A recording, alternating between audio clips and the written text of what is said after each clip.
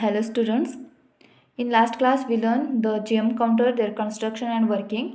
In this class we are going to learn the quenching mechanism and what is the dead time in the GM2. Okay. See, a faithful counter is one which produces one and only one pulse for every particle passing through the GM2. See, I can repeat once again. A faithful counter is one which produces one and only one pulse for every particle passing through the GM tube. Therefore, after producing the first pulse, the tube must be quenched and soon it must be reset to record the next incoming particle. Okay. To achieve this quenching process, we can use the self quenching and electronic quenching. These are the two types of quenching. Then what is the quenching process? What is the quenching mechanism and why it is required in the GM2? See, we learn the construction and working of the GM2. Okay. See, this one is the GM tube. Okay, I can roughly draw it for you. Then this one is the anode, wire anode. This one is the anode and it is enclosed in a glass G. Then this one is connected to the cathode. Okay, when the incoming radiations are incident or enter into the tube, the ionization will be takes place, forming a positive and negative electrons. Okay, these positive and negative electrons can accelerate to their respective electrodes. What are the electrodes? Anode and the cathode. Okay, the negative electrons will be accelerated towards the anode and the positive ion will be accelerated towards the cathode. Okay, then as the nuclear radiations enters into the tube, the ionization will be takes place and the electrons will be accelerated towards the anode and positive ions will be accelerated towards the cathode and the electrons avalanche will be takes place and this can be detected further by the detector. Okay, this is one the in next part. This is the working mechanism of the GM counter. Okay, then see, when the particles incident in GM tube, the ionization will be takes place and after ionization the positive and negative ions will be formed and the negative ions will be accelerated towards the anode and the positive ions will be accelerated towards the cathode. Okay, being the argon positive ions will be very heavy. This one is the argon filled in the GM tube and these positive ions will be heavy and it slowly move towards the cathode surface. Okay, it takes a time of 100 microsecond to move towards the cathode surface. To move towards the cathode surface, the positive ions takes a time of 100 microsecond. Okay, hence it forms a positive sheath around the anode. It forms a positive sheath around a anode and the positive ions very heavy, they can take a time of 100 microsecond to reach the anode. This ion colliding on a cathode surface, when these positive ions collide with the cathode surface, okay, it releases a fresh electron. It emits a fresh electron and get neutralized argon atom is left with an excitation of 10.8 electron volt. Okay, it can lose its excitation by emitting a photon which in turn can eject an electron from the argon atom in the tube and fresh electron may be ejected from the cathode surface. This electron can initiate the another discharge and the avalanche of the electrons, and hence the another current pulse will be detected due to the electron which ejected from the cathode surface. This process can go on repeating by itself, and consequently spurious pulses are produced one after another. Then what is the spurious pulses? Spurious pulses means the unwanted pulses. These are the current pulse which are created from the electrons which are ejected from the cathode surface, not from the incoming particle.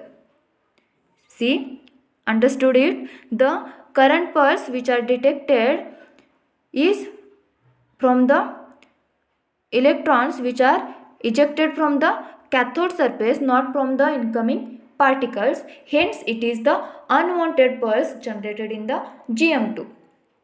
Okay, to avoid these unwanted pulses after producing the first pulse by an incoming particle, we have to use the quenching mechanism in the GM2. In order to achieve this quenching mechanism, we can add with a argon mixed with a quenching gas like a bromine vapor. See, we can add with argon gas with a bromine vapor. Okay, here the bromine gas is known as the quenching gas and argon is a principal gas. Okay, see, note down it, the bromine vapors are the quenching gas. Okay, in order to achieve this, we can mix the argon is mixed with the quenching gas like the bromine vapor in such a way that the proportion that the each argon ion will encounter a collision with a bromine molecule and transfer its excitation energy to the bromine molecules. Okay, the argon molecules excites and it transfers their excitation energy to the bromine molecules, and thereby the bromine molecule with ionization potential gets ionized and the argon ion get neutralized. See what happens here with the argon and bromine.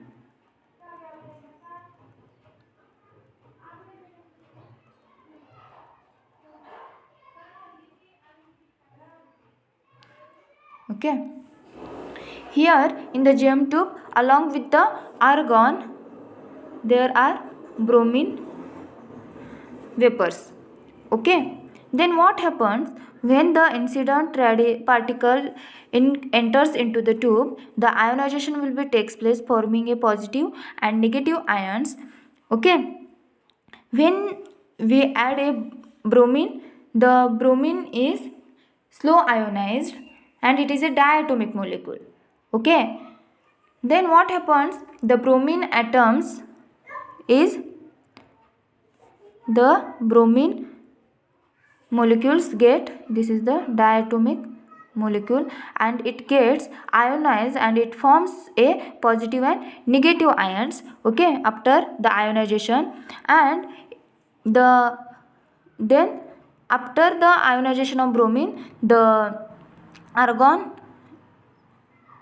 molecules get ionized, forming a positive and negative ions.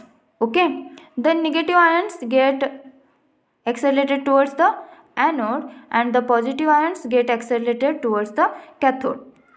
Being the first ionized, the bromine molecules get first reach towards the cathode surface. Okay, then the argon molecules get slowly towards the cathode surface, and hence in the middle part the bromine molecules get collide with the argon molecules get collide with the bromine molecules and it get breaks. because it is a diatomic molecule, it get breaks and then it again recombine to form a neutral surface by after reaching towards the cathode surface.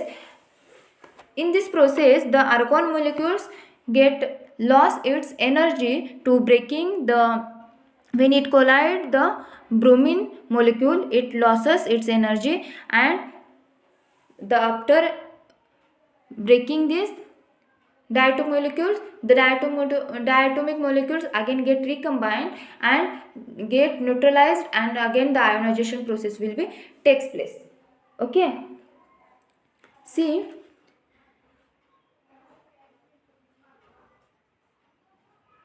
argon is mixed with the quenching gas like the bromine vapor in such a proportion that the argon ion will encounter a collision with a bromine molecule. The argon gas get collide with the bromine molecules, and thereby the bromine molecule will with ionization potential get ionized and the argon ion get neutralized.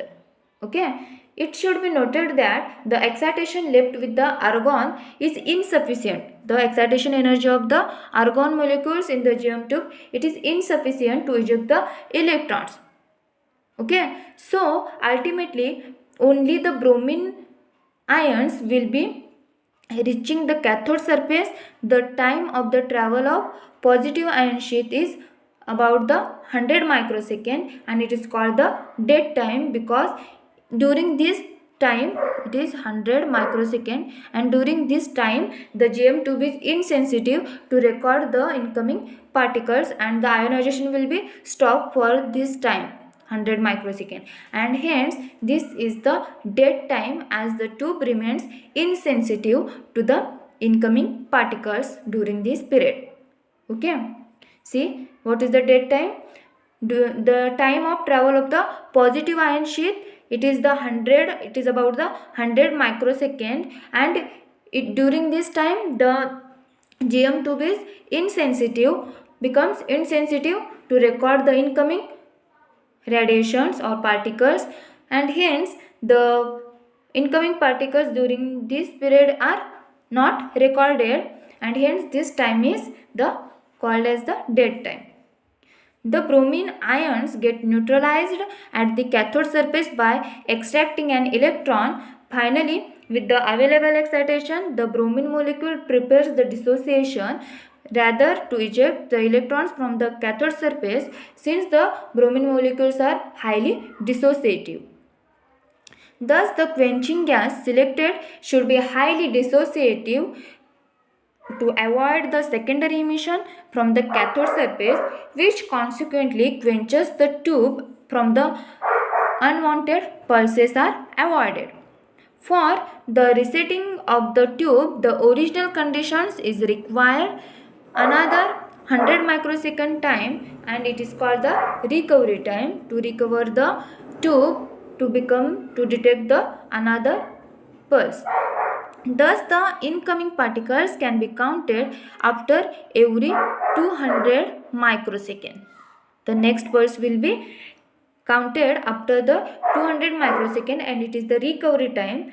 Okay, but ordinary mechanical counters can't record such a large number of events. Therefore, the amplified pulses are fed to a scalar circuit, which are generally a series of scale of two circuits. It is important from your examination. See, a scalar circuit which is generally a series of scale of two circuit. Okay, each scale of two circuit reduces the number of input pulses by a factor half.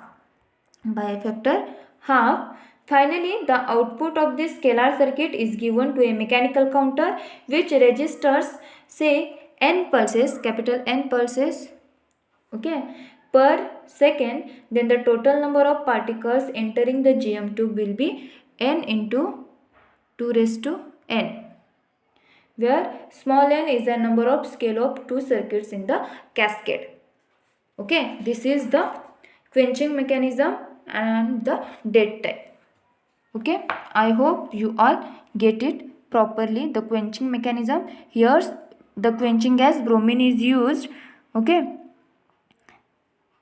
I hope you all get it. Thank you.